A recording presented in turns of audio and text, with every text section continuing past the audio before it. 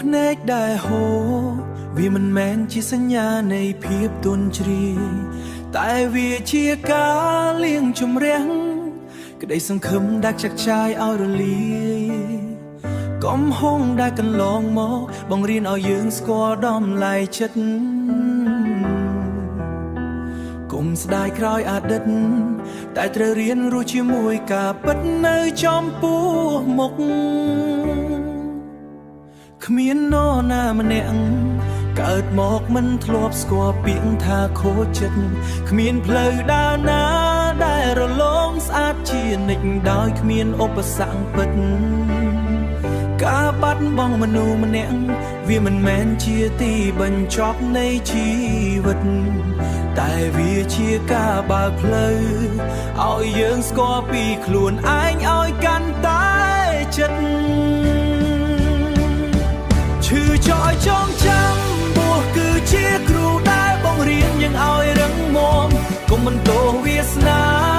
កុំតម្រូនចិត្តឲ្យទន់ជ្រាយតាមសេចក្តីប្រស្រឡាញ់អ្នកដទៃឲ្យអស់ពីចិនតែត្រូវសល់ចិត្តស្រឡាញ់ខ្លួនឯងខ្លាំងដួលហើយត្រូវងើបឈរជីវិតនៅមានពន្លឺថ្មីថ្មីរងចាំយើងជា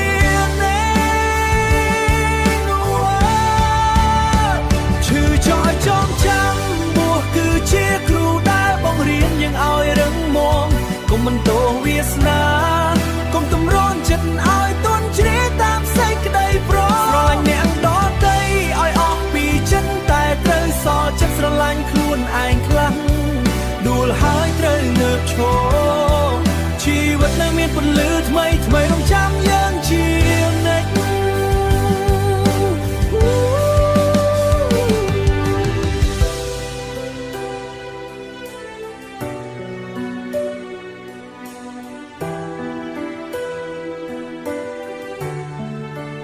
អរគុណការឈឺចាប់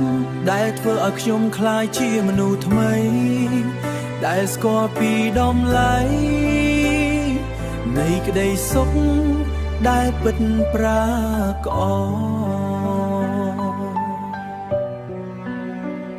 ជីវិតគឺជាការរៀនសូត្រឈឺចាប់ដើម្បីរឹងមាំ